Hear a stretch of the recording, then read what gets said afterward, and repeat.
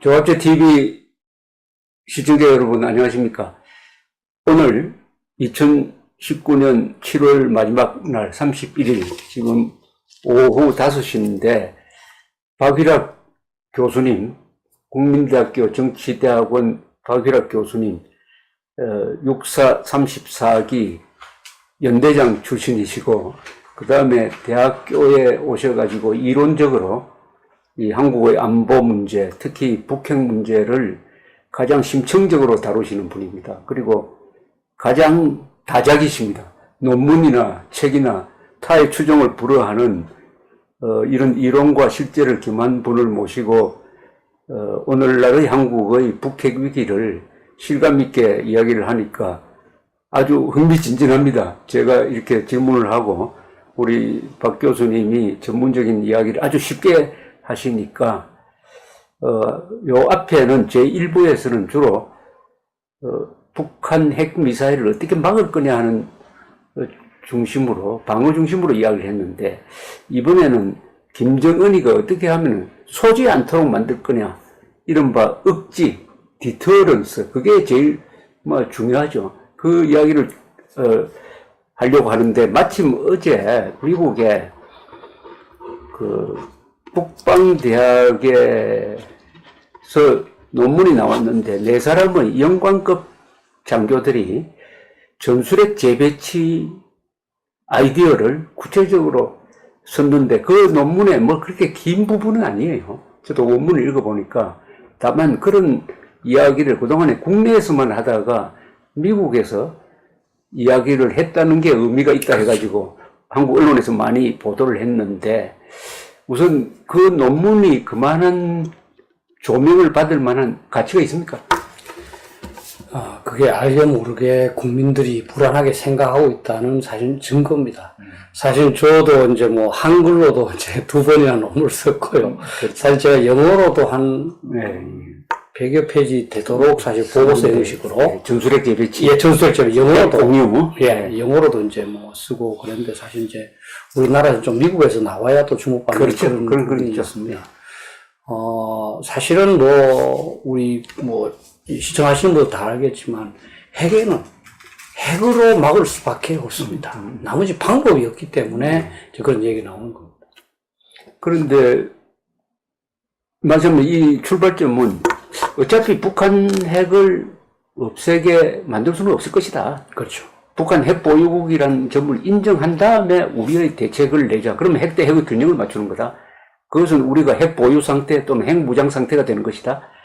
하나는 우리가 NPT 탈퇴하고 정정당당하게 핵 개발을 해버리든지 아니면은 간접적 핵 보유, 즉 91년에 철수했던 미국의 전술핵을 재배치하든지 아니면 한국 근해에 상시적으로 핵을 탑재한 함정 또는 항공기를 배치하든지 하는 이 방식 이야기잖아요. 그렇습니다.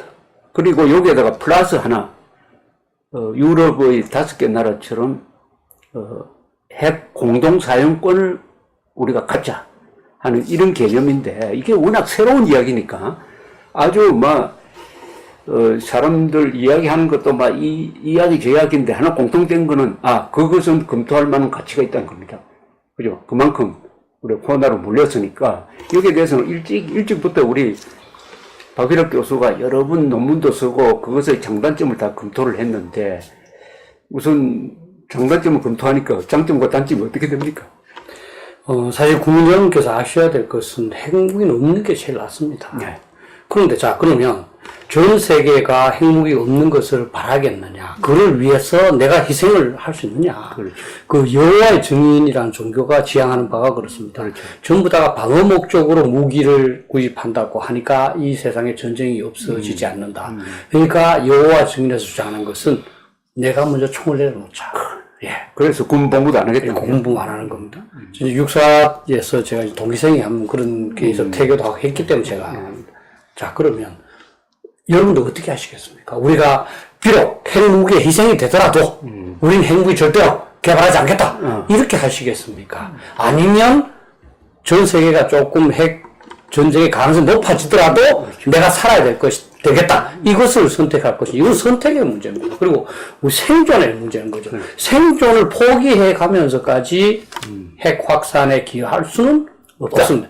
이 세계 어느 나라도 이제 그런 결정을 내린 나라는 없다. 그리고 북한이 뭐 국민 여러분 너무나 잘 아시지만 북한은 절대로 핵미국을 포기하지 않습니다. 수십 년 동안 그렇게 어렵게 만들고 왜 포기하겠습니까? 그리고 지금 또 뭐 싱가포르 회담에서 또 판문점 회담에서 완전한 비핵화를 합의했지만 북한은 그거는 조선반도 비핵화다. 그렇죠. 그거는 역대 김일성부터 주장해온 한반도에 주한미군과 해구산이 없어져야 된다는 그거지. 북한 눈 씻고 봐라. 거기에 북한 비핵화가 있는가 하는 게 지난 12월 20일에 조선중앙통신에서 한 말입니다. 그렇죠. 그렇게 되면 자, 북한은 핵 보유를 인정한다는 것이 아니고 핵을 갖게 됐다. 그렇죠. 이건 현실이다. 인정하고. 그럼 그로부터 저는 뭐 그런 점 우리보다는 저는 한번 여러분들한테 한번 호소하고 싶어요.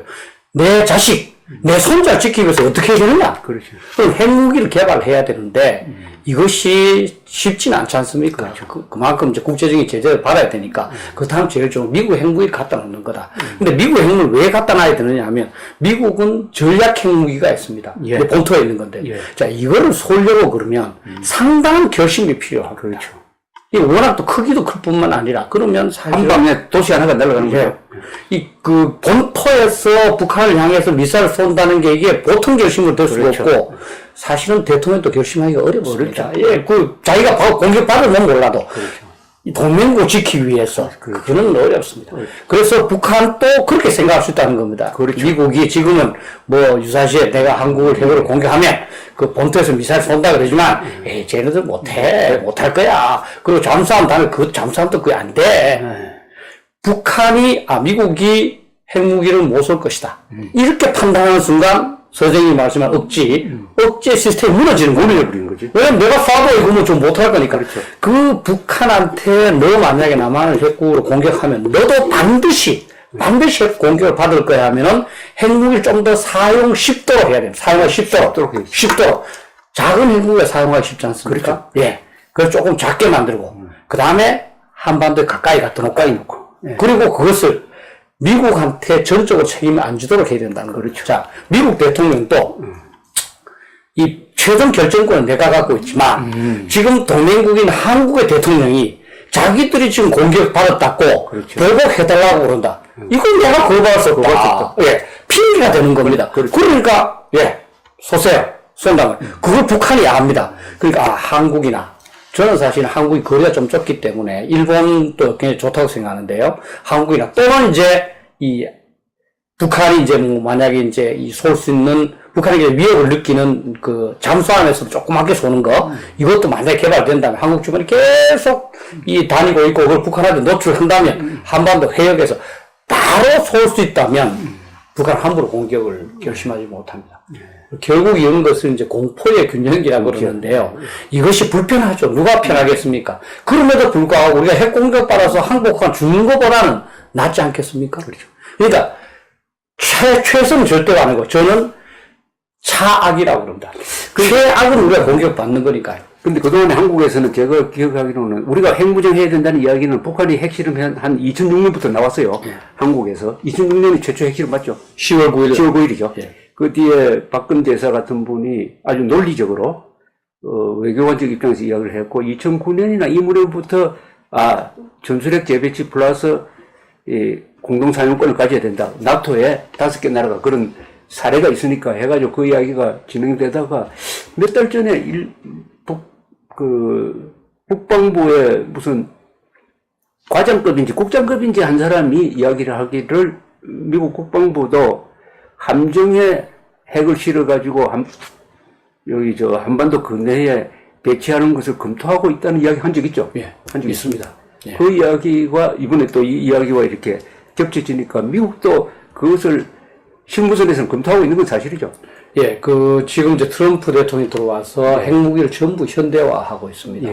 지금 현대화하고 제 기억으로 상당한 액수입니다. 제가 지금 숫자 정확하게 모르겠는데 상당한 돈을 들여서 앞으로 30년에 걸쳐서 장기적으로 하고 있습니다.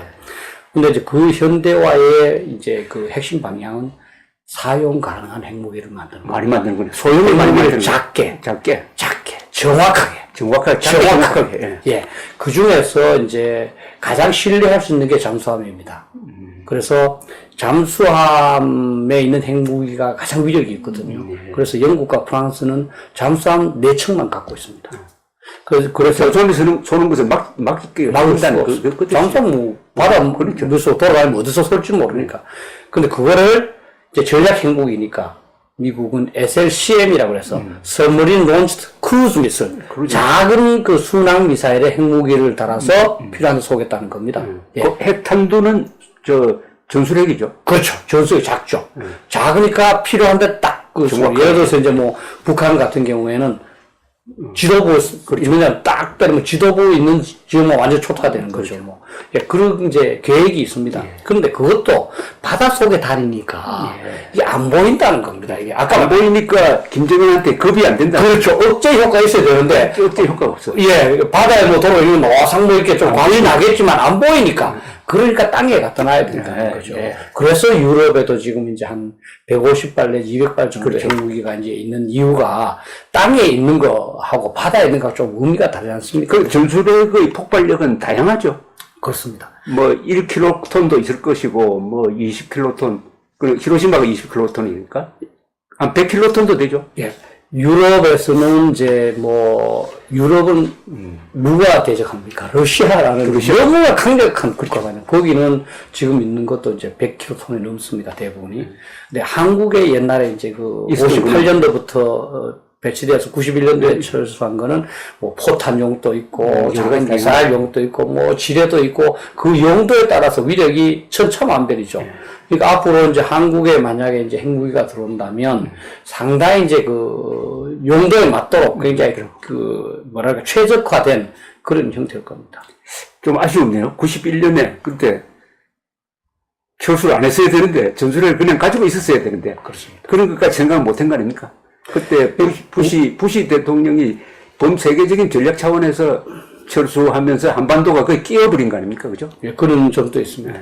그런데 우리가 해야 되는데, 우리가 너무 또 성급하게. 너무 성급해. 바로 또 이제 뭐, 핵 없다는 선언도 우리 그렇죠. 정부가 했습니다. 노태우 대통령이 한반도 비핵화 선언. 비핵화 공동선언. 전제적으로 하는 바람에. 예. 사실은 핵에 대해서는 미국이 항상 사용하는 NCND라고 그래서. 그렇죠. 있는지 없는지를 안 알리는 게 가장 좋습니다.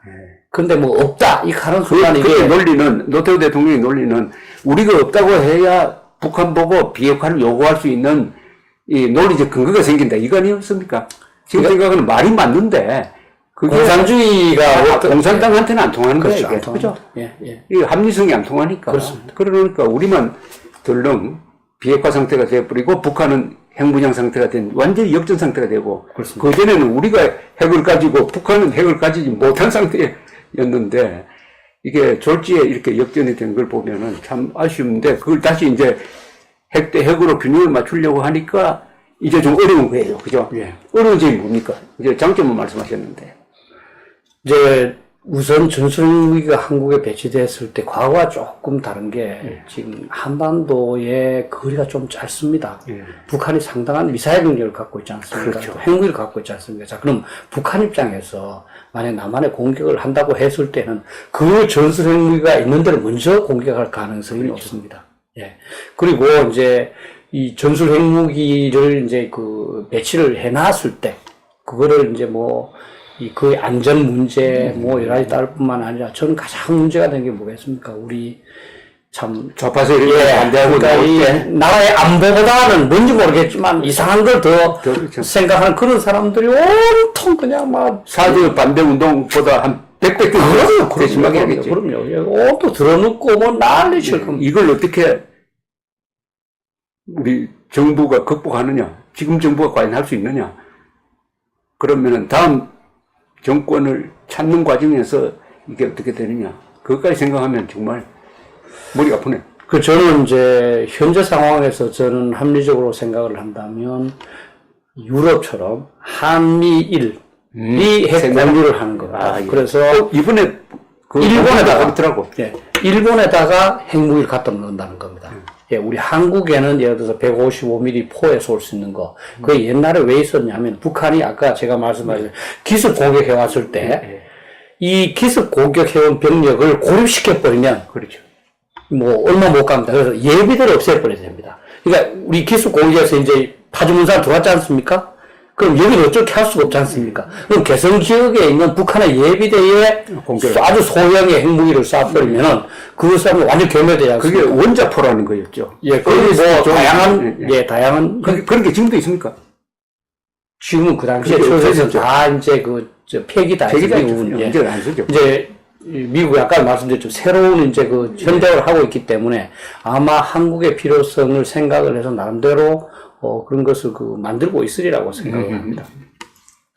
그래서 일본에다가 큰 한 100kg톤이라든지 이렇게 진짜 보복용을 갖다 놓고, 그 다음에 저는, 거기에서는 우리 한국 비행기를 사용하지 못하도록 그렇게 얘기했습니다만, 저는 사용해야 된다고 봅니다. 한국 비행기, 일본 비행기, 미국 비행기가 필요할 때는 우리도 갖다 놓을 수가 있다. 최종 결심은, 예를 들어 최종 결심 미국 대통령이 내리는 거죠. 사용 여부에 대해서는 우리가 건의를 하고. 그렇지만 우리 비행기가 그 당시에 우리 비행기가 사용될지 뭐 일본 비행기가 사용될지 또는 한미일 좀 같이 사용될지는 모르지만 우리 비행기도 같이 가서 훈련을 하고 있어야 북한이 이 위협을 느끼는. 왜냐하면 우리 한국은 우리를 위해서 우리 조종사들이 어떻게 결사적으로 할 거라는 걸 알기 때문에. 그래서 저는 일본하고 같이 하는 것이 중요하다. 이런 차원에서 아시다시피 일본은 뭐 비핵화 3원칙 있잖아요, 그죠? 일본은 지금 헌법 체제 안에서는 그걸 허용할 수가 없지 아마. 근데 이 핵무기라는 것은 이게 어떻게 보느냐에 따라 다릅니다. 이게 이 비확산체도 위법이 아니라는 것이 미국의 핵무기라는 건데 일본 핵무기가 아니고 미국의 핵무기가 잠시 있는 거죠. 그러니까 미국 핵무기 있기 때문에 그거는 다 저는 피할 수 있다고. 예. 그리고 더욱 중요한 것은 국가의 생존이지 않습니까? 북한의 핵무기를 갖고 일본은 공격할 수 어떻게 있는데 보면 이게 법을 초월하는 건데. 그럼요. 예. 뭐 NPT 10조도 뭐 국가 생존 차원의 문제가 있으면은 탈퇴할 수 있도록 그 조항 있잖아요, 그죠? 예. 탈퇴할 수 있고 하니까. 유엔의 정치적 판단이니까. 유엔 현장에서 말입니다. 가장 중요한 조항이 두 가지가 있습니다. 하나는 이제 유엔 현장 42조입니다. 그거는 유엔 회원국이 어겼을 때 군사력을 사용할 수 있는 겁니다. 그게 이제 국제연맹하고 다른 겁니다. 그런데 더 중요한 게 51조입니다. 51조는 뭐냐면 이 어떤 군사적인 사용에 대한 제한. 이런 것이 자위권 앞에서는 무용하다. 자유권은 언제든지 허용되는 겁니다. 내가 살기 위해서라면 어떠한 행위도 할 수 있는 게 유엔 헌장 51조입니다. 개별적 또는 집단적인 자유권. 그러니까 내가 핵 위협 하에 있는데 무슨 뭐 국제적인 그것 때문에 내 생명을 내놔야 된다. 그건 말이 안 되는 거죠. 지금 한미일 이 안보 동맹이 제대로만 작동하면은 지금 그게 가장 좋은 한미일이 같이 핵을 공유하는 그 나토에서 독일, 벨기에, 네덜란드, 이탈리아, 터키 다섯 개 나라가 공유하는 것처럼 한미가 아니라 한미일로 묶어버리면은 그렇죠. 가장 이게 위험도 분산되고 그럼요. 또 중국이나 러시아나 북한의 압박에 공동 대응할 수 있고 그리고 이미 군사기지가 오키나와도 있고 guam도 있고 한국도 있고 하니까 이 삼각으로 딱 묶기가 좋네요. 예. 그리고 일본만 해도 이제 거리가 있어서 북한의 미사일이 일본에 도달하려면 굉장히 높게 올라가야 됩니다. 높게 올라가는 것은 여기 가기가 쉽습니다. 예. 그러니까 일본은 상당히 안전한 가운데에서 이제 공격 작전을 할 수 있고 그렇게만 되면 북한은 어떻게 해볼 수가 없습니다. 그렇죠. 예를 들어서 북한이 공격을 하면은 바로 보복을 받을 것이고, 그렇죠. 또 이제 핵무기를 경쟁을 한번 하자니, 그렇죠. 자기는 천신만고 끝에 일련에 온갖 그냥 자원을 다 동원을 해야, 지난번 그 러시아 전문가가 이제 얘기하기, 북한이 만들다 하면 7개 내지 10개 그러다가 1년에 최대한 돌려서 이제 10개를 만들어냅니다. 그런데 우리는 미국에서 그냥 뭐 비행기가 실험을 끝나버리는, 그렇죠. 그건 북한이 경쟁할 수가 없습니다. 저는 북한 지도부가 안 되겠다. 그러면 서로 폐기하자. 폐기하자. 그럼 우리도 이제 출소하는 겁니다. 우리가 핵무기 갖다 놓고, 야, 너 계속 만들어. 우리도 계속 갖다 놓을 테니까. 근데 그보다는 서로가 윈윈하는 것은 니도 없애고 나도 없애는 거 아니야. 이게 먹혀 들어가지. 우리가 핵이 없는 상태에서 북한, 우리 같은 동포로 이게 말이지. 서로 없는 게 안 좋게 제발 좀 핵 없애주라. 이건 말이 안 되는 거죠. 근데 지금 아주 그동안에 전술핵 재배치 개념만 생각했는데 지금 말씀 들으니까 일본까지 끼워 넣으면 한미일 동맹 차원이 되는 거야. 자, 그런데 이게 이제 현실화 되려면 당장 한일 관계가 지금 제일 문제 아닙니까? 한일 관계를 극복할 수 있느냐. 이게 이제 물론 최종적으로는 정부의 결심과 그것을 뒷받침하는 국민적 합의가 같이 따라가야 되는데 이걸 어떻게 설득을 하죠? 저는 국민적 합의는 있다고 봅니다. 아, 있다고 봅니다. 예, 현 정부가 자꾸 반일 여론을 조정해서 그렇지, 예, 일본에 대한 감정이 그리 나쁘지 않습니다. 예. 근데 일부 인사들이 반일 감정을 조정을 해서 반미로 이제 전환하려고 그런 거죠. 그러니까 계속적으로 이제 하는 건데. 근데 우리가 생존을 위해서 그렇죠. 일본을 협정하는 거, 그거는 뭐 누가 반대를 하겠습니까? 그리고 지금 일본과는 간접적인 동맹 관계입니다. 보십시오. 우리가 미국 동맹 관계고, 일본이 또 미국 동맹 관계지 않습니까? 자, 미국은 우리를 지원하도록 되어 있습니다. 그럼 일본은 미국 지원하도록 그렇죠. 같습니다. 그럼 잘 국민들께서 지금 계속 이제 혹시나 일본이 지난번 1910년처럼 우리를 공격하는 거 아니냐. 제가 그런 얘기합니다. 그러면 우리가 일본을 경원시한다고 해서 일본하고 관계를 멀리한다고 해서 공격 안 하느냐. 오히려 그 확률이 더 높다. 일본하고 친하게 지내는 게 공격 안 받는 방법이고 또 한미일을 하면 미국이 견제해 주는 것이 그게 가장 안전하다.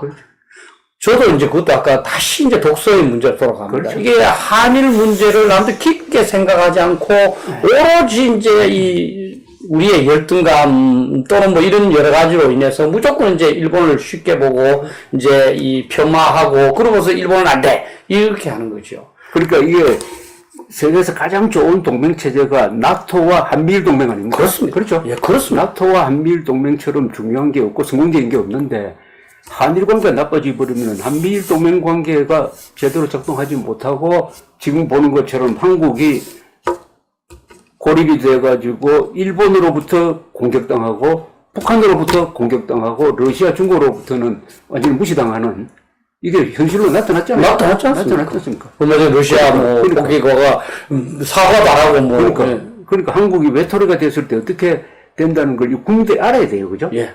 이게 한미 관계가 약화되니까 지금 아베의 한국에 대한 무역 제재가 시작되었다 이렇게 해석을 해야 되는데 네, 맞습니다. 그렇게 해석도 하지 않고 예. 우리가 마치 축창들고 이길 수 있는 것처럼 이렇게 총선 전략으로서 한다는 게 오늘 그 민주당 내부 문서에서 공개가 됐는데 그래서 이것을 극복하려면 역시 국민들이 이렇게 하다가는 문재인 정권식으로 하다가는 우리 핵인질 된다 아니면 핵폭탄 맞는다 하는 것을 이제 이런 방송을 통해서 또 오늘 미사일 쏘면은 그 뒤에 이제 조금 국민들이 좀 느끼지 않겠습니까? 그죠? 예. 더 근본적으로 생각해 봐야 될 게, 우리가 북한에 대해서 왜 이렇게 그냥 그 휴전선에서 대치하고 있고, 6.25 때 왜 피를 싸웠습니까? 우리 통일을 하자면, 싸울 필요가 없으면 저버리면 통일이 됩니다. 그렇지 않습니까? 그렇죠. 우리가 좀 자유민주주의를 지키기 위해서 그렇죠. 그 소중한 자유민주주의를 일본하고 공유하고 있습니다. 진짜 우리 선배들이 진짜 피땀을 흘려서 지금 그 자유민주 일본하고 공유하고 있는데 일본하고 더 우리가 친해요. 그리고 현재 핵이 없어도 자유. 핵이 없어도 재래식 북한의 공격을 막기 위해서도 일본이 필수적입니다. 일본에는 유엔사가 이제 이 지원을 받기 위한 기지가 이미 지정되어 있습니다. 실제로 미국이든 외국이든 한국을 지원하려면 일본이라는 베이스가 절대적으로 필요해요. 예, 거기서 나름대로 준비도 하고 여러 가지 편성도 하고 해서 바로 날아와야지 한국에 와서 이 좁은 데서는 어떻게 하겠습니까? 그러니까 우리가 어떤 북한으로부터의 위협에 노출되어 있는 한 또는 나중에 잠재적으로 중국도 있지 않습니까? 그죠? 그러한 위협의 잠재성이 있는 한 일본과 협력은 불가피하고 저는 일본과 충분히 과거 역사를 반복하지 않으면서 잘 지낼 수 있다 이렇게 생각합니다. 그러니까 우리가 지금 반일 감정이 이렇게 먹히는 이유는 한국 방어에 일본이 얼마나 중요한 역할을 했고 중요한지를 위정자들이 가르쳐주지 않았어요. 네. 그죠? 네. 언론이 가르쳐주지 않았어요. 유엔군 후방기지가 일본에 있다고 하면 전부 사람들이 놀래요. 금시초문이거든요.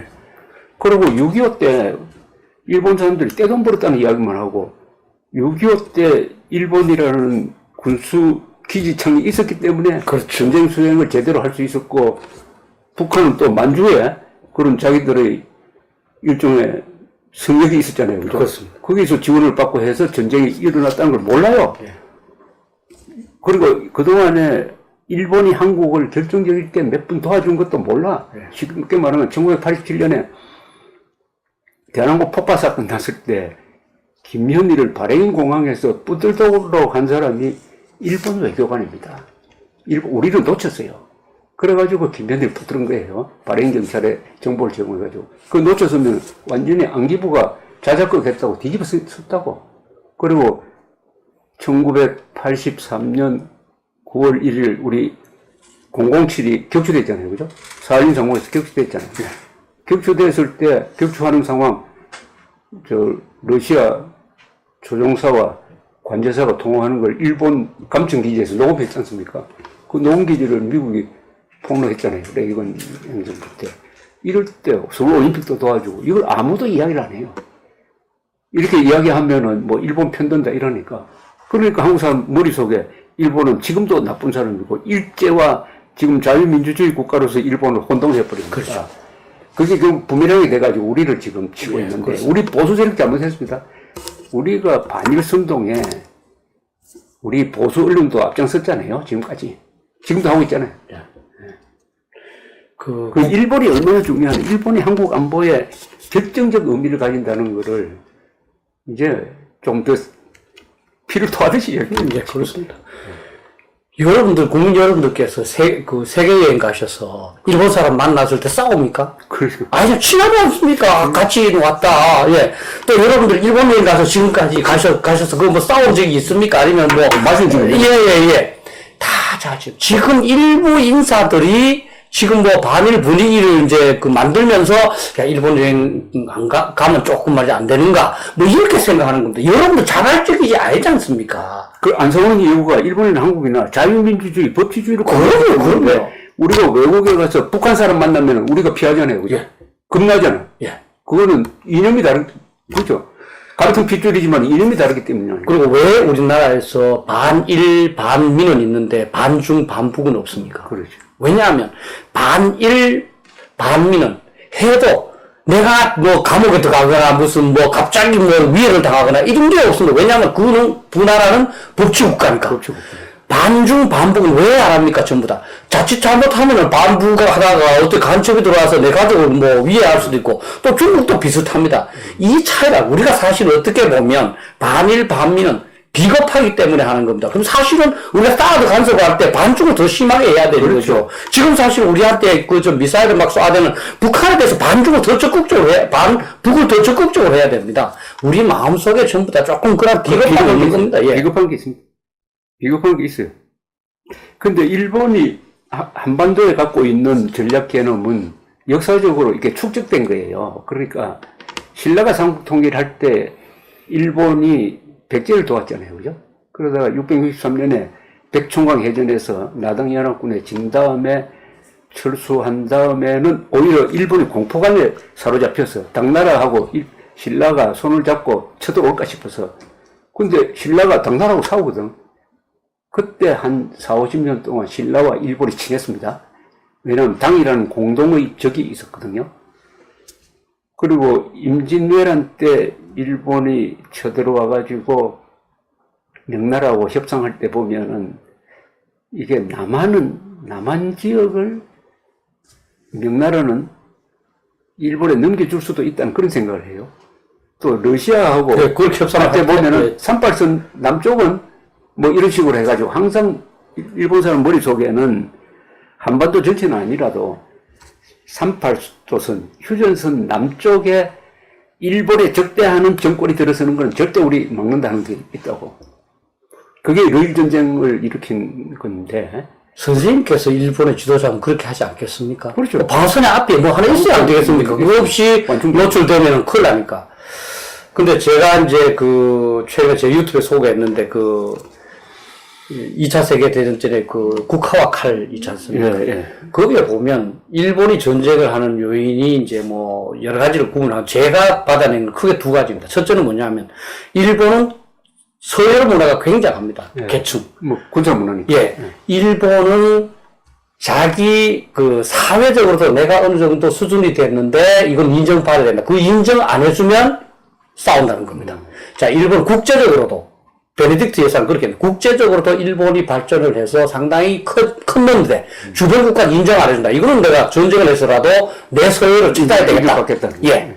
지금 일본이 그렇습니다. 상당히 이제 발전했지 않습니까? 그런데 지금 한국이 서열을 인정 안 하는 겁니다. 두 번째는 또 수치입니다. 일본 수치가 이제 굉장히 이제 그렇죠. 큰데요. 이 수치가 자기가 잘못해서 욕먹는 건 수치로 생각 안 한다는 겁니다. 자기가 잘못하지 않았는데 또는 자기가 잘못했는 것보다 훨씬 더 심하게 모멸감을 느낄 때 그때는 복수를 해야 된다. 그래 복수를 하다가 안 되면 자기까지도 이제 해서라도 갚아야 되는. 그러니까 지금 우리가 일본한테 어떤 수치심을 줄 수 있을지도 모릅니다. 진정한 그 길은 뭐냐면 우리가 일본보다 국력이 강했지만 일본은 당연히 아까 서울문화 말했지 않습니까? 한국이 더 세니까 자기는 한국한테 이 숙이 들어와야 된다. 인정한다는 것 또는 한국이 자기가 대등하면 우리를 공격 안 한다는 겁니다. 근데 우리가 자꾸 일본을 욕하면 오히려 이 일제강점기 시대에 대해서 일본은 내가 사실은 합의도 다 했고 할 만큼 했는데 이건 너무하지 않느냐 했을 때 진짜 아까 그 수치에 근거한 어떤 복수심을 갖게 된다면 오히려 우리가 과거의 역사의 그 반복 그거를 불러들이는 그런 수도 있습니다. 그런데 이게 사실은 반일은 말도 안 되는 거고 무조건적 반일은 그거는 반역이란 무조건적 반일은 반역입니다. 무조건적 친일하는 한국 사람은 없으니까. 그런데 일본에 대한 그 길이란 말도 좋긴 좋은데 이거 전두환 때 만든 이야기입니다. 예. 반일보다의 그 길이 맞죠. 그러나 그것도 가만히 생각해보면 꼭 우리가 무슨 행동을 할 때 일본을 기준으로 해야 그런 것도 있습니다. 예. 일본을 꼭 이긴다, 뭐 한다 할 필요 없이 우리 나름대로의 판단 기준으로 국가를 운영할 만한 실력이 돼 있잖아요. 그죠? 우리 또 일본을 부를 게만 생각할 게 아니라 일본도 한국을 대단하게 높게 평가합니다. 예. 한국의 지난 70년은 그러면 이제 일본에 대한 컴플렉스 정리하고 우리 기준으로 그 길이 아니라 극기를 해야 돼요. 그렇습니다. 극기가 더 중요합니다. 맞습니다. 극기를 하면서 자신감을 찾고 그 다음에 조선조가 왜 망했느냐? 위정척사로 가다가 또 한쪽은 사대주의로 가다가 망해버린 거 아닙니까? 그렇죠. 주체성이 없어서 망했고 이번에도 이 한국 좌파가 하려는 게 또 위정척사의 재판 아닙니까? 저는 위정 중에 위정은 얘기하고 싶어요. 척사 쪽에 위정이 자기가 정이 아니죠. 그러니까 척사. 위정척사는 나름대로 의미가 있었는데 그때는 힘이 없었으니까 지금은 일본과 당당하게 맞설 수 있는 국력을 가진 상태에서 생각은 축창된다는 그 아주 중요합니다. 축창된다는 건 이미 졌다는 거거든요. 그렇죠. 네. 그렇죠. 그 심리는 축창 이적 친일이라는 말에서 딱 느껴지는 게 이 정권은 일본과 싸워서는 우리가 이길 수 없다. 졌다는 걸 전제를 하고 그러면은 화풀이를 누구한테 하느냐? 이른바 친일 이적 분자 이걸 만들어 놓고 그러니까 대한민국 국민의 다수 대한민국을 상대로 싸우겠다는 겁니다. 지금 열심히 지금 한국 사람하고 싸우잖아요. 군부운동을 하면은 피해자가 한국 사람 아닙니까? 그죠? 피해자가 한국 사람이고 지금 여행사가 지금 울상인데 그 여행사가 일본 사람이냐 이겁니다. 한국 사람인데 이 못난 행동을 그만 중단해야 되는데 잘못하면은 일본 때문에 두 번 망하게 생겼어요. 오늘의 일본을 적으로 만들면은 한국 망하게 되죠. 그렇죠. 딱 간단합니다. 그죠? 예. 오늘의 일본을 적대시하고 김정은을 친구로 받아들이는 순간 대한민국 망한다고. 그렇죠. 너무나 간단합니다. 그러니까 일본을 잘못 다뤄가지고 두 번 망하게 생겼어요. 두 번 망하게 생겼어요. 또 반대로 하면은 이번 기회에 한일 관계를 정상화시키면은 한국은 북핵 문제도 극복하고 우리가 꿈에도 그리는 인류국가 자유통일도 가능한 거 아닙니까? 그렇죠. 아베 수상은 공개적으로 여러 번 이야기했어요. 우리는 한반도의 자유통일을 지지한다라고. 예. 그게 제일 중요한 거지 뭐. 그렇죠. 저는 이제 지금 한일 문제는 이제 이 몇 가지 좀 제가 좀 원칙도 좀 말씀을 제 유튜브를 이렇게 통해서 말씀을 드렸는데 첫 번째는 이건 안보 문제로 봐야 된다. 안보 문제로 봐야 된다. 안보 문제. 좋은 말입니다. 안보 문제입니다. 죽고 사는 자의 문제입니다. 안보 문제로 봐야지. 일본하고 이제 척조설 우리 살 방법이 없습니다. 두 번째는 제발 한쪽으로 몰아가서는 안 돼. 다양한 의견을. 예를 들어서 뭐, 좋습니다. 저는 반일 뭐, 얘기하는 사람도 좋습니다. 그러나 우리처럼 나 친일하자. 이런 의견도 제시돼야 돼요. 그럼 예를 들어서 자기 자신은 나는 뭐, 일본물을 사기 싫다. 좋습니다. 강요하지 말아요. 그러나 다른 사람, 안 사는 사람을 욕하지 마라. 또 사실로 말이지 뭐, 저 사람은 이상. 이렇게 해서. 아니를 강요하지 말아요. 예, 그렇습니다. 예. 옛날에 저는 그 가끔에 최명길이라는 사람이 청나라에 한국 문서를 쓰면서도 그 김상원이라는 사람 찢으니까 그래 조선에는 내같이 한국 문서 쓰는 사람도 있어야 돼. 네. 또 김상원처럼 찢어서 그냥 싸움을 가는 사람도 있어야 된다. 그럴 때 나라가 건강해질 그게 겁니다. 민주주의입니다. 예, 그렇습니다. 그게 법치주의입니다. 예. 예. 그러니까 우리가 하나 희망이 있다면 대한민국 70년 동안 건설한 문명, 민주주의, 각종 제도, 법치가 지금 흔들리지만 이런 게 있으니까 이 방식으로 이 문제를 해결해야 돼요. 그러니까 토론도 열심히 하고 예. 해가지고 민주적 방식으로 해결해야지 이걸 뭐 잘못하면 피를 흘리게 된다고 이런 문제를. 그러니까 친일파라든지 이적이라든지 이런 말 쓰는 사람이 대한민국의 적입니다. 그렇죠. 이 민주주의 적입니다. 이거는. 어떻게 정부가 책임 있는 자리에 있으면서 그런 말을 그렇게 쉽게 쓰는지를 모르겠어요.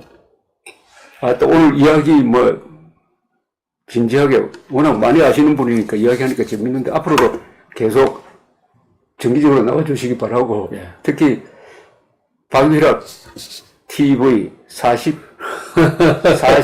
60이죠. 예. 40과 60을 많이 경청해 주시기 바랍니다. 그러니까 아까 말씀하신 대로 교육방송 보신다고 생각하고 안보 교육방송 앞으로 번창하길 바랍니다. 감사합니다. 예, 감사합니다. 조합제 TV 시청자 여러분 안녕하십니까? 2019년 7월 31일 오후 4시입니다. 오늘 박휘락 교수님을 모셨습니다. 국민대학교 정치대학원 교수님인데 아마 안보 문제에 대해서 가장 많은 글과 말씀을 하시는 분 아닌가 생각이 듭니다. 우선 소개를 드리면은 34기 출신이시고 군에서 연대장 그리고 핵심적인 직위인 대북정책과장을 김대중 정부 때 지내고 전역하셔가지고 대학에 가셔가지고 국민대학의 정치대학 원장도 하시고 물론 그 전에 미국에 유학하셔가지고 미국 워컬리지죠. 내셔널 워컬리지에서 2년 동안 수학하시고 해서 이론과 실제를 겸한 분입니다. 무엇보다도 굉장히 부지런하신 분이고 요새 더구나 박일학의 40과 60이라는 유튜브까지 시작하셨던데 하여튼 오늘 잘 만났습니다. 왜냐하면 오늘 새벽에 또 김정은이가 새벽 5시에 미사일 2발을 쏴가지고 오늘 생생한 이 현장감이 있는 이야기를 나누게 되었습니다. 이렇게 와주셔서 감사합니다. 예. 우선 그 유튜브 이야기를 좀 하시죠. 저는 이제 제가 60대입니다. 그래서 40대에게 안보와 국방을 좀 알려야 되겠다. 그렇게 해서 시작을 했는데, 조금 이제 저는 스스로 유튜브계의 EBS라고 이제, 해서 조금 이제 학구적으로. 좀, 좋네요. 한 번 보고 또 두 번 볼 수 있는 그런 재미가 아마 없을 겁니다. 그래도, 박희락 또는 박희락 TV 또는 박희락의 이제 40과 60 치시면, 보시는데 우리 조합조 선생님은 아주 많으시지만, 저는 몇백 명에 불과합니다. 좀 많이 봐주시고, 저는 얼마 전에 이제 카톡 같은 데로 어떤 일본의 옛날 어떤 수상이, 한국이 이제 뒤를 따라올 것 같다. 그러니까 빨리 먼저 견제해야 되지 않느냐. 그러니까 그럴 필요가 없다. 한국 사람들은 독서를 안 한다. 독서를 안 한다. 독서를 안 한다. 그래서 일본을 넘어올 수가 있다. 필요 없다. 그래서 최근 저는 국방 문제나 또 안보 문제 여러 가지에서 우리가 결정을 올바른 방향으로 못하고 계속 실수하고 나름대로 어떻게 보면 그냥 오답만 찾아가는 그런 것이 이 국방과 안보에 대한 본질적인 지식, 깊은 지식이 없이 그냥 떠도는 지식에 이제 매몰돼서 그런 거 아닌가. 그래서 그런 유튜브를 한번 시도해 봤습니다. 아주 좋은 말씀 하셨는데요. 이게 국방 문제, 안보 문제의 기반으로 들어가면은 결국은 국민 수준입니다. 그렇습니다. 그렇죠? 예. 국민 수준이라고 하면 국민 교양의 수준입니다. 교양의 수준은 독서 수준이기도 해요. 예. 사실은 물론 영화를 보고 공연을 보고 하면은 독서를 보충할 만한 교양을 배우는 측면도 있지만 그래도 책을 읽지 않으면은 예. 교양을 쌓을 수가 없고 교양이 있어야 판단력을 제대로 기를 수 있는 거 아닙니까? 맞습니다. 예. 대한민국이란 공동체를 살아가기 위해서는 최소한 3가지 판단력이 있어야 되는데 제일 중요한 게 피와 식별 능력 아닙니까? 예. 누가 적이고 누가 동지다. 그 다음에 그 바탕이 되는 게 뭐가 진실이고 뭐가 거짓말이다. 그 다음에 그 위에 있는 이제 선악 구별, 진위, 선악, 피와 분별력이 있어야 되는데 이게 우리 국민이 약화된 게 오늘의 안보 위기의 기본 아닙니까? 예. 뭐, 조금 제 설을 좀 길어질지 모르겠습니다. 제 유튜브 중에는 삼국지 연의와 국가안보라는 그 에피소드 그런 코스도 있습니까? 하나 제가 찍었습니다. 왜냐하면 예. 우리 한국 사회는 삼국지와 삼국지 연의를 구분을 못합니다. 중요한 말씀이에요. 사실 삼국지 연의 소설이니까. 그렇죠. 제가 보면 가만히 앉아 삼천리를 다 내다보고 뭐 하는 거거든요. 근데 전쟁에서는 미래를 어떻게 알겠습니까? 그렇죠. 전쟁에서는 뭐 손자국도 나오지만 이기기 위한 것보다는 더 지지 않기 위해서. 지지 않기 위해서. 예. 모든 이 만반의 사태 다 대비해 놔놓으면 적이 실수해서 우리가 이긴다는 거거든요. 그래서 손자병법에서도 제가 제일 좋아하는 말이 이기는 것은 적한테 달려있고 적이 실수해 이긴다. 지지 않는 것만 내한테 달려있다. 내가 할 수 있는 거는 최선을 다해서 지지 않도록 할 수 있다. 그러나 이기는 거는 적이 실수해야 된다. 적이 실수해야 된다. 예, 그렇습니다. 그래서 삼국지 연의식으로 사실 저희들 뭐 안보 토론하면 전부 미국은 어떻고, 중국은 어떻고, 북한은 그렇죠. 어떻고, 뭐 이거만 계속 밤새도 그 얘기를 합니다. 예. 그럼 처음부터 아무 근거 없는 얘기를 갖고 말이죠. 그렇습니다. 그걸로 결정할 수도 없고, 그러나 추측에 의해서, 지금 예를 들어서 뭐 곧 나오겠습니다. 미사일을 쏴도 항상, 이거는 뭐 미국의 어떤 메시지를 보내고, 북한의 메시지를 보내고, 내보내고. 지겹게 나오죠. 예, 북한은 계속적으로 이걸 성능 개량하고 있거든요. 그렇죠. 그러면 성능 개량한 미사일이 우리를 공격할 때는 어떻게 방어해서 이걸 논의해야 되는데, 계속 삼국지 연의식으로만 나름대로 전문학자는 이게 어떻게 전개될지 알아야만이 또 학자인 것처럼. 그렇죠. 그게 저는 우리가 독서량이 없어서 이 진실과 그 다음에 사실과 이런 어떤 픽션, 상상을 구별하지 못한 거 아닌가. 그렇죠. 실제로 정치가나 국가 지도자급에서도 상당히 그런 게 많은 것 같습니다. 거기에 플러스 우리가 한미 동맹에 너무 의존하다 보니까 자주국방 의지가 약해된다니까. 어떻게 보면 실종되는 면도 있어요. 그러다 보니까 설마 김정은이가 속였나? 그 다음에 미국이 가만히 있겠나? 하나는 요양수고 하나는 사대주의인데 여기에 맡기고 웰빙에 집착하다가 보니까 안보 문제까지도 제3자 입장, 국제권 입장에서 분석만 하고 그럼 우리는 뭘 할 거냐 하는 액션 플랜이 없는 공허한 이야기를 너무 오랫동안 했다는. 맞습니다. 너무 오랫동안 했어요. 그리고 국민이 전부 다는 아니지만 상당수 국민이 이런 생각에 빠져들다가 보니까 북한이라는 존재, 북한은 그래도 자주국방하는 체제 아닙니까? 그죠? 그걸 인정해야 되는 거 아닙니까? 북한은 자주국방을 하고 우리는 자주국방을 하지 못한다. 그러니까 우리가 경제력에서 53배나 된다고 하면서도 아직도 북한 겁내고 있는 이런 아주 괴기한 상황이라고 생각합니다. 예. 제가 자주 이제 쓰는 예 중에서 한 기자의 이야기 중에서 이런 게 있습니다. 이제 임금이 화가한테 묻습니다. 어떤 그림이 가장 그리기 어렵고 어떤 그림이 쉬우냐. 그러니까 화가 그러는. 저는 강아지가 가장 그리기 어렵습니다. 강아지가 뭐가 그리기 쉽나? 귀신이 제일 쉽습니다. 왜냐하면 선생님도 느끼셨겠지만 강아지는 조금만 잘못 그려도 전부 다가 그게 왜 강아지가 비판을 합니다. 근데 귀신은 아무도 본 사람이 없기 때문에 어떻게 그래 누구도 비판 못 하거든요. 지금도 사실은 국제 정세를 따지는 류는 밤새도록 뭐 그렇게까지 알아 서로 칭찬하면서 합니다. 그거는 그냥 귀신거리가 똑같습니다.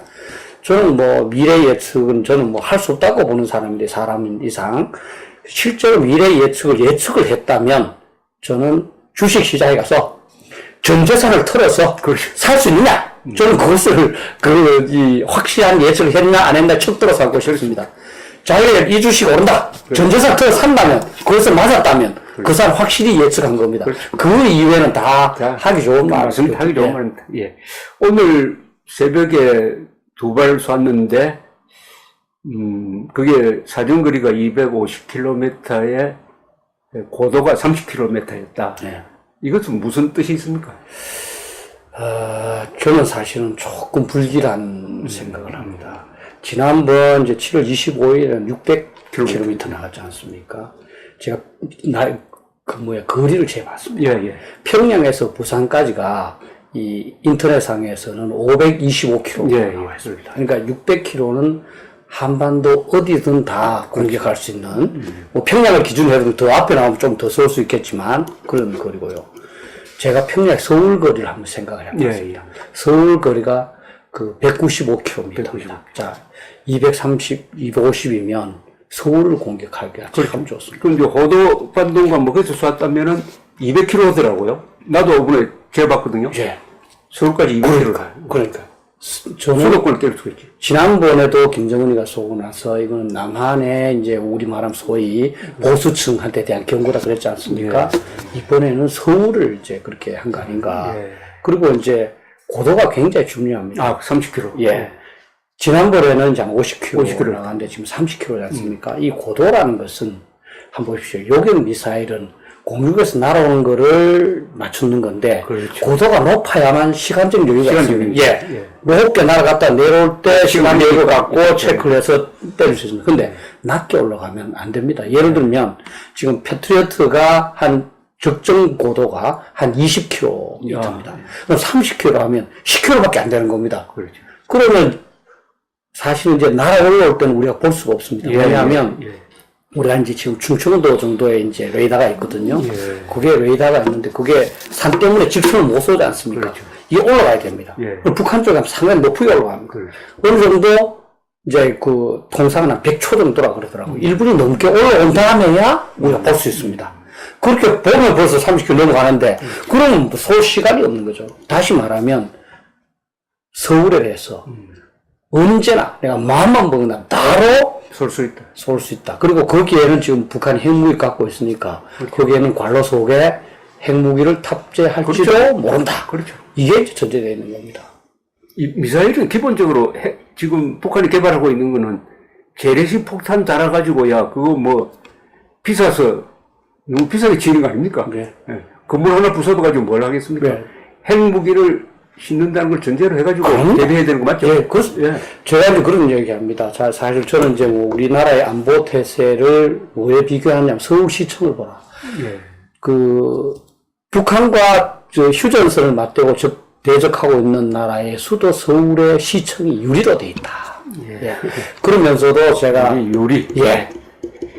포탄이 떨어지면 이 건물 바로 바깥에도 죽지 않는다. 그러니까 미사일도 마찬가지입니다. 그렇죠. 핵미사일이 아니면 이 건물을 못 뚫습니다. 왜냐면 미사일이 바로 들어가는 게 아니고 다 펴나가기 때문에. 그러니까 포탄이든 미사일은 이거는 뭐 걱정할 거 없습니다. 다만 그 핵무기가 있으면 그게 이제 어느 정도 사상자 날 거냐는 시뮬레이션한 조건에 따라 다르겠습니다만, 우리나라는 전혀 대비하지 않고, 인구가 굉장히 밀집하게 돼 있고, 그런 건물이 사실은 그냥 그렇게 최근 그 건물들만 강철 구조로 돼 있기 때문에, 저는 뭐 한 발이 어떤 식으로든 떨어도 한 100만 이상의 사상자는 하지 않을까 이렇게 생각합니다. 그러니까 딱 이렇게 시나리오를 이렇게 쓰면 어떻습니까? 오늘 새벽 2발을 쐈을 때 거기에 핵폭탄이 북한이 개발한 게 한 150킬로톤 되는 핵폭탄을 실어가지고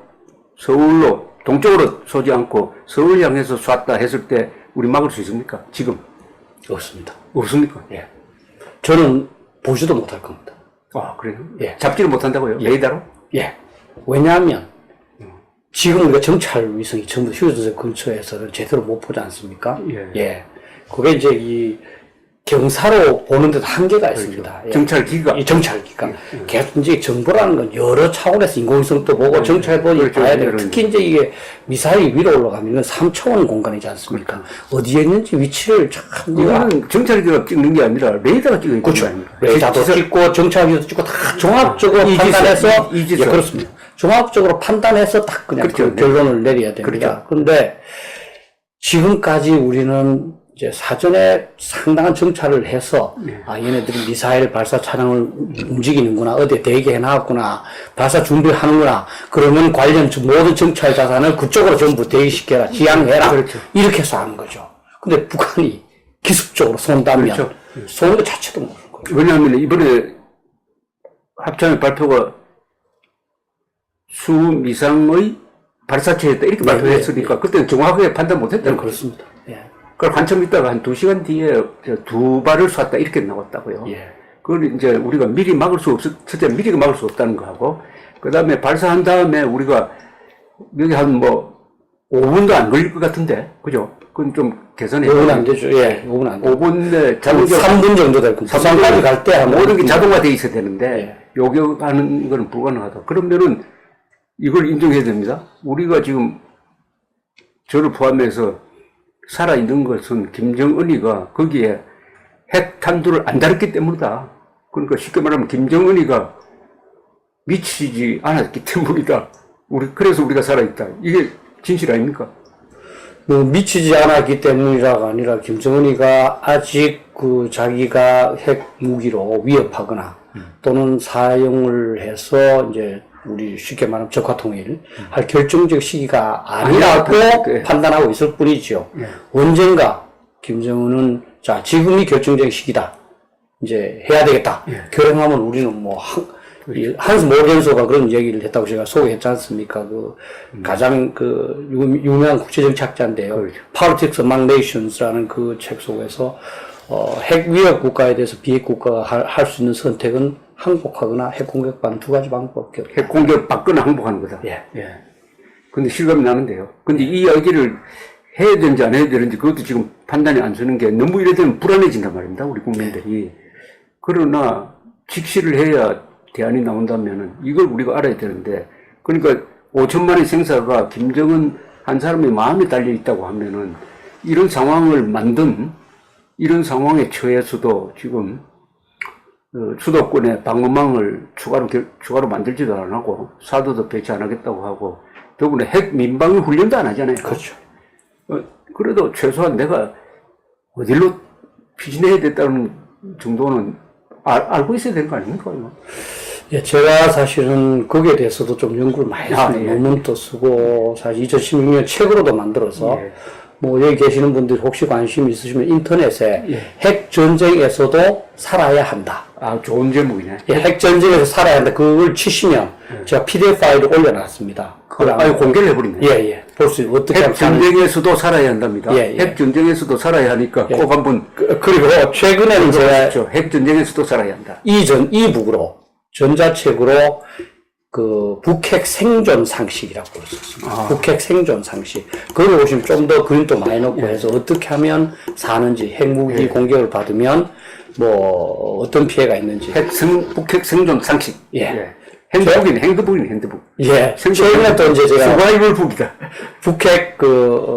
북핵 상식 Q&A도 최근에 좀 얇게 조금 이렇게 정말 열심히 하시네요. 해서 국민들 보도했는데, 제가 국민들한테 말씀드리고 싶은 것은 현실은 우리가 회피한다고 해서 달라지지 않습니다. 그리고 우리가 좀 불행하고 불안한 게 낫습니다. 왜냐하면 우리가 불행하고 불행해야 자식들은 그래도 행복할 수가 있습니다. 우리가 편안하고 현실 회피하는 만큼 자식들한테 다 행복해진다. 이스라엘 한번 보십시오. 전 세계인으로부터 이스라엘 사람 욕먹겠다. 그렇지만 나는 자식들한테 핵위협을 줄 수 없기 때문에 이라크의 오시라크 발전소를 폭격시키고 시리아의 발전소도 폭격시키겠다. 또 이란도 하면 반드시 폭격시킨다. 이렇게 하고 있는 겁니다. 근데 우리는 94년도에 미국이 하겠다는 것도 막고 나서 내가 전쟁을 막았다. 그래서 전쟁을 막은 게 아니라 북한은 핵무기 개발을 허용을 해준 겁니다. 1994년에 유명한 김영삼 당시 대통령의 이야기입니다. 그때 미국이 군사 공격을 하려고 하는 걸 미리 알고 자기가 클린턴한테 전화해가지고 말렸다는 걸 나중에 퇴임한 뒤에 자랑을 했다고. 그렇죠. 그럼 자랑을 하다가 나중에는 이분이 생각이 바뀌었어요. 아, 그때 폭격을 했었어야 되는데 라고 바뀌었습니다. 예. 바뀌었는데 지금 말씀드린 대로 악역을 우리가 맞지 않으려고 네, 그렇죠. 자꾸 이 폭탄 돌리기입니다. 그죠? 그렇죠. 폭탄 돌리기를 하다가 이제는 더 돌릴 수 없는 지경까지 와가지고 우리가 이렇게 벌거벗겨진 상태에서 핵 위협에 노출되어 있는 게 2019년 7월 31일 현재의 상황인데, 그러면은 요 상황에서 어떤 대책이 있습니까? 뭐, 당연히 이제 한미동맹을 강화를 해서, 이제 뭐, 미국의 이제 뭐, 확장 억제를 할까, 미국이 하여튼 북한을 까부면 그냥 뭐, 핵 무기를 포함해서 모든 수단을 다 사용을 해서 너를 완전 초토화시킬 것이다. 이걸 해야 되는 거고, 군사적으로는 우리가 선제타기 한다고 그랬지 않습니까? 근데 그게 옛날에는 액체 연료라서 30분 정도 시간이 있었습니다.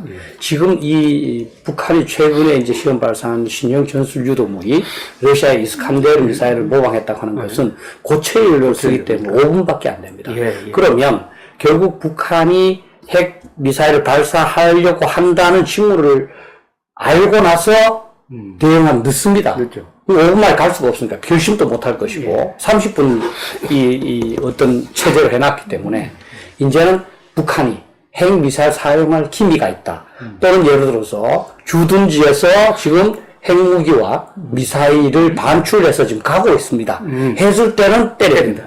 그런 것을 이론적으로는 예방타격이라고 합니다. 그렇죠. 이제 저기 프리벤티브야. 프리벤티브죠. 예, 상대가 공격하는 것을 보고, 그러니까 서부 활극에서 상대가 총 뽑는 것을 보고 내가 대응해서 하는 거, 이거를 프리엠프티브라고 합니다. 프리엠프티브죠. 예, 프리엠프티브 스트라이크, 선제 타격을 우리가 번역을 하는데요.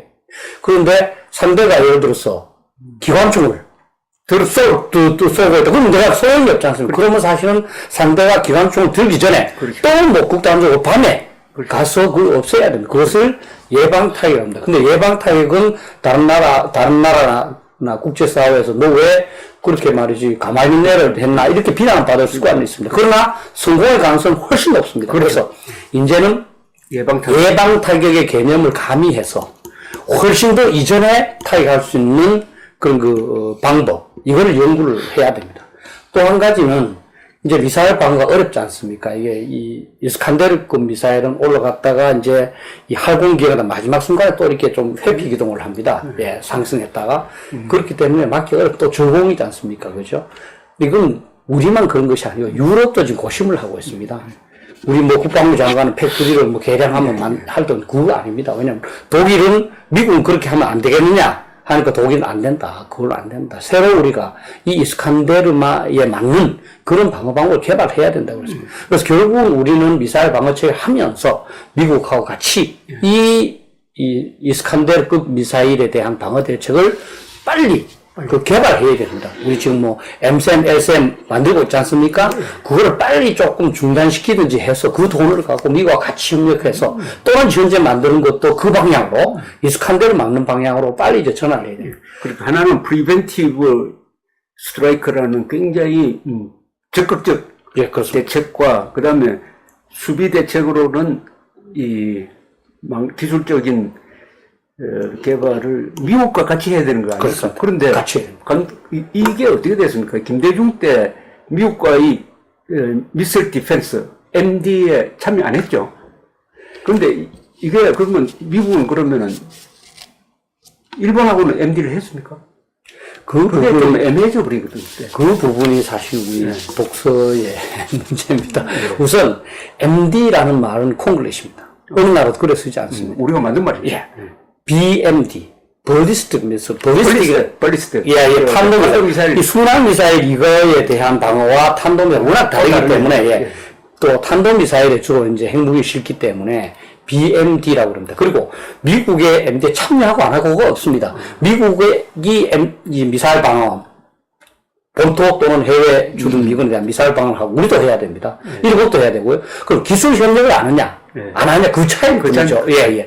그런데 우리는 또 일본은 중복되는 게 있습니다. 주한 미군의 미사일 방어망과 그렇죠. 한국의 미사일 방어망이 중복됩니다. 일본도 주일미군과 일본 자체가 중국이죠. 그렇죠. 일본은 이 두 개를 협력을 해서 서로 배치도 좀 이제 내용들 이해라. 그리고 작전 통제소 딱 하나가 있어서 이 일본하고 미군이 같이 어떤 걸 쏠래 합니다. 근데 우리는 그 루머 때문에, 제가 루머입니다. 전혀 참여를 요구한 적도 없고, 참여한 개념 자체도 말이 안 되는 거고, 그렇지 않습니까? 그런데 그 루머 때문에 이 좁은 이 한국에 있으면서 주한미군 BMD 따로 있고, 우리 BMD 따로 있고. 완전히 정치적 논리 때문에 이렇게 됐네.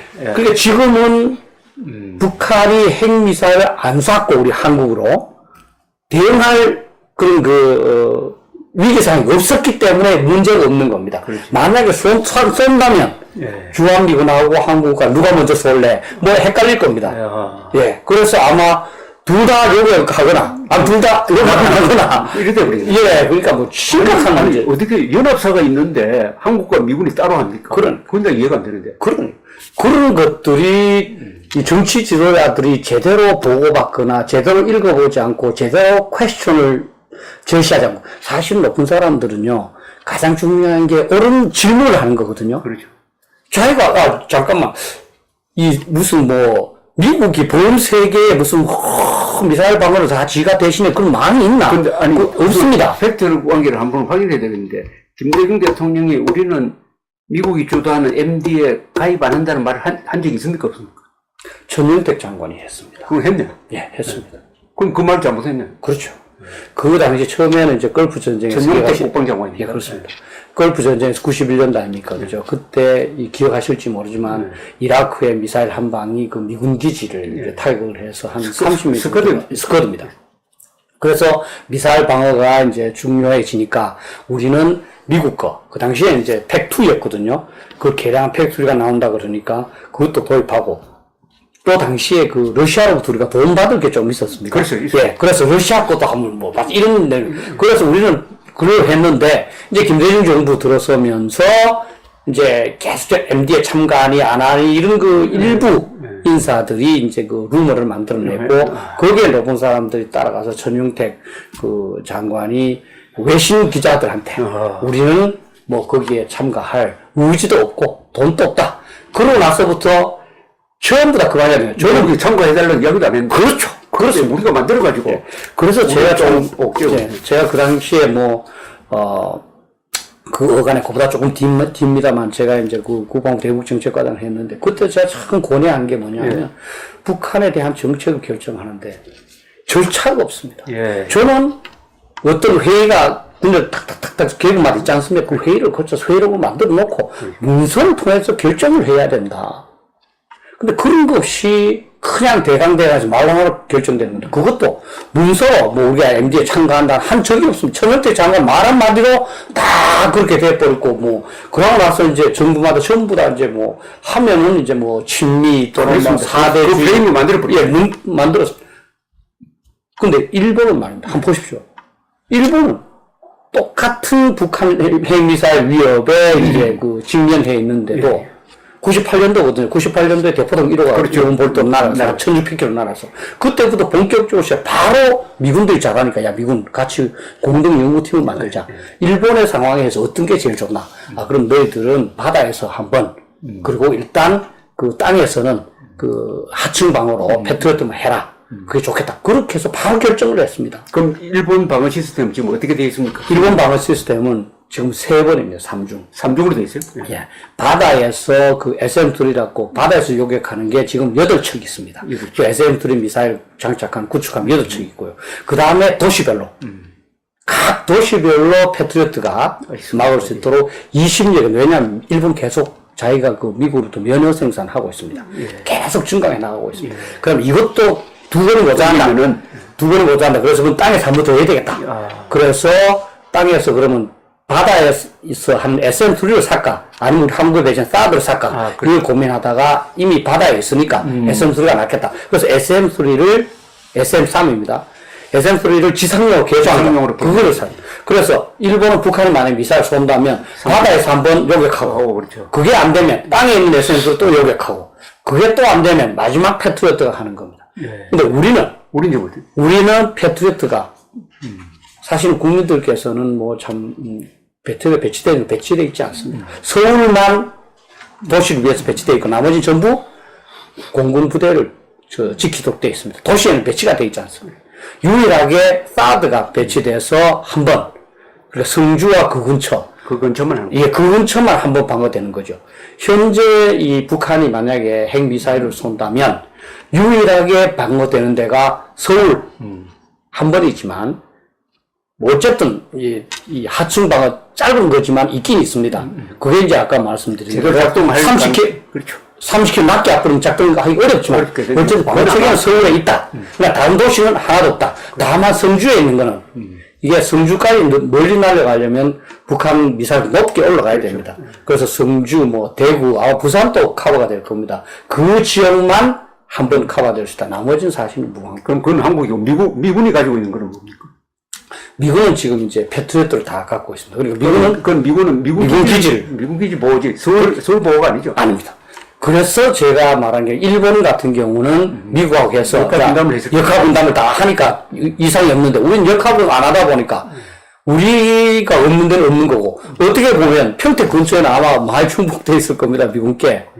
예, 그래서 이런 부분에서 제가 아까 처음으로 독서 얘기도 했습니다만 높은 분들 정책 결정자들이 제대로 공부 안 하니까 특히 또 군인들도 요즘은 공부 안 하는 사람들이 진급하기가 유리합니다.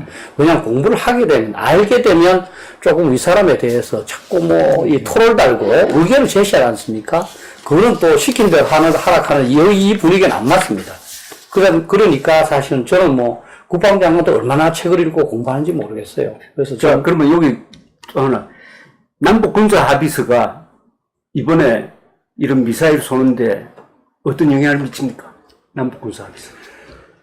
실제로 이제 군사 긴장 조성 회의를 안 하기로 했으니까 큰 면에서 보면 북한이 위대한 거죠. 큰 정신에서 보면. 위대한 거죠. 그렇죠. 구체적으로 미사일 쏘지 마라 뭐 그런 게 있고 없고 간에 군사 합의서의 기본 정신이 군사 긴장을 이제 완화시키는 거 해소하는 거니까.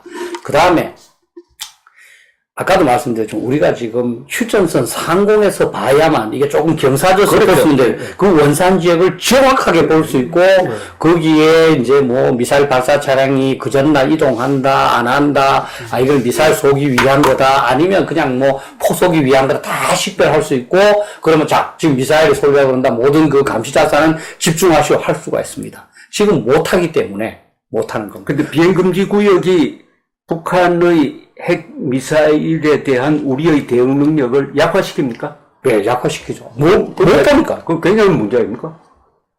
치명적인 문제 아닙니까? 치명적인 문제죠. 네. 우리의 눈을 가린 건데. 예. 네. 또 이제 우리 국민들께서는 뭐, 북한도 그렇지 않았냐 하지만 한번 보십시오. 이게 여기에 비유하면 우리는 도덕을 지켜야 하는 집입니다. 그렇죠. 우리 CCTV가 아니잖아. 우리 CCTV 다 없애기로 하고, 그렇죠. 도덕의 CCTV를 없애기로 했으니까, 도덕은 CCTV가 필요 없어요. 필요 없죠. 지금까지 예를 들어 정찰기 안 쓴다 하더라도 실컷 놀다가 공격하기 얼마 전부터 정찰하면 됩니다. 그렇죠. 우리는 평소부터 도둑이 언제 들어올지 어디로 들어올지 모르기 때문에 항상 정찰을 해야 됩니다. 그러니까 우리가 만약에 서로 우리도 공격하자 이렇게 한다면 다르지만 우리는 순수 방어를 하지 않습니까? 그렇죠. 그런 차원에서 같을 수가 없는 같을 수가 없죠. 예. 그러니까 도둑이 가진 칼과 주인이 가진 칼은 다르잖아요. 그죠? 그렇죠. 용도가 다른데. 용도가 다르죠. 이걸 등가로 해가지고, 그러니까 우리가 가지고 있는 GP는 수비용 아닙니까? 그거? 그렇죠. 저쪽은 GP가 우리보다 적을 뿐만 아니라 다 공격 출발지니까 그걸 같이 없애는 건 아니. 네. 그래서 그 숫자가 많죠. 뭐. 그래서 저는 국민 여러분께서 선택하시겠습니다만 저는 이제 국회에서 토론할 때 이런 이야기도 했습니다. 어느 날 아침 자고 일어났을 때 집에 인공기가 걸려 있을 수가 있다. 예를 들어서 북한이 나름대로 야음의 병력을 계속 이동을 해서 그 다음 휴전선 집결시킨 다음에 예를 들어서 철원에 지금 지뢰 제거돼 있고 12m 폭의 도로 다 연결돼 있지 않습니까? 그쪽으로 밤새 한 2개 군단 충분히 투입할 수 있습니다. 그렇게 서울을 포기하고 김포반도에 지금 완전히 하상 상태를 다 이제 서로 정보를 교환했지 않습니까? 그럼 거기에 밀물을 이용해서 상당한 병력이 들어올 수가 있습니다. 그리고 이제 파주 문산 쪽으로는 저는 북한이 이왕 공격하는 게 나쁜 행위이기 때문에 거기 화학탄 쏜다고 해서 조금 더 나빠질 뿐입니다. 그리고 화학탄은 날아가기 때문에 쏴버리고 자기들 점령해버리면 증거 자체가 안 남습니다. 그렇게 하면 진짜로 삽시간에 들어오고요. 제가 이제 가끔 이제 뭐, 제가 동두천에 대대장을 했기 때문에 가보는데, 그 동두천만 해도 거기서부터 뭡니까, 육군사관학교 쪽으로 오는 그 도로가 전차 방벽 하나 없이 그대로 자동차 전용 도로로 뚫려 있습니다. 참 아마 군사 전략적으로 우리 서울을 보면, 참 아마 하루도 불안해서 못 잘 겁니다. 그러니까 거꾸로 김정은은 지금 우리 지도를 이렇게 돌려가지고 이렇게 보면 그 눈앞에 서울이라는 아주 먹음직한 또 결정적인, 그죠? 결정적인 수도권에 2,500만이 살고 핵 방어망도 없고 더구나 상공에 비행금지구역을 만들어가지고 한국의 압도적인 공군력도 전개 안 되도록 딱 해놨으니까 매일 즐거울 것 같아요. 요거 미사일 발사 포탄 누르면서. 예, 그러니까 뭐 서울 북부가 워낙 개발이 돼 있어서 그 도심 지역에 북한병이 들어와버리면 공군 작전은 못합니다. 피해가 다 혼재돼 버리기 때문에. 흔히 아주 대충의 시나리오. 북한이 재래식 군사력으로 기습 남침해가지고 한강 북쪽을 포위한 상태에서 현위치에서 휴지를 제의하자. 만약 불응하면은 핵무기 쓴다. 이렇게 공갈을 치면서 나올 가능성은 없습니까? 네, 제가 몇 군데 시나리오로 져서 발표도 했습니다. 예. 그게 이제, 딱 한 다음에 우리가 반격을 할 거 아닙니까? 그렇죠. 반격하지 마라. 반격하면 핵무기 쓰겠다. 그리고 내가 서울을 점령하는 목적은 내가 우리 거 하려고 하는 게 아니라, 여기에 이제 이 미국 괴뢰 정부를 쫓아내고, 민주 정부를 수립한 다음에, 민족 해방. 예, 하면서 우리는 2주 또는 3주 후에 간다. 걱정하지 마라. 3주 후에 가니 너무 걱정하지 마라. 근데 철수하겠습니까? 2, 3주 후에? 그러고 나서 이제, 그러면 미국하고 협상을 하잖아요. 철수 조건을. 그럼 이제 이 협상하다가 깨는 핑계가 너무 많지 않습니까? 그래서 제가 한번 유튜브에도 이 공산주의들은 어떻게 협상하는가. 공산주의 협상 전략. 협상 전략에 대해서 휴전 협정에 참가했던 조이 제독이 쓴 내용이었습니다. 예, 거기서 보면 핵심이 뭐냐. 공산주의자들은 이거는 합의 지키는 바보라는 거죠. 자기한테 불리한 합의는 안 지키는 것이 당연한 거다. 포위된 상태에서 협상한다면 진 거지. 그리고 그 사람은 힘을 위협해서도 안 되고 공산주의에 대해서 협상을 이기려면 힘을 사용을 해야 된다. 그렇지 않은 한 공산주의자들한테 협상을 이길 수가 없다. 힘으로 위협 정도가 아니라 아예 힘을 사용해야만 공산주의의 협상에 이길 수 있다. 그것도 참 멋진 이야기입니다. 예. 일단 여기서 좀 쉬고 합시다. 예. 고맙습니다.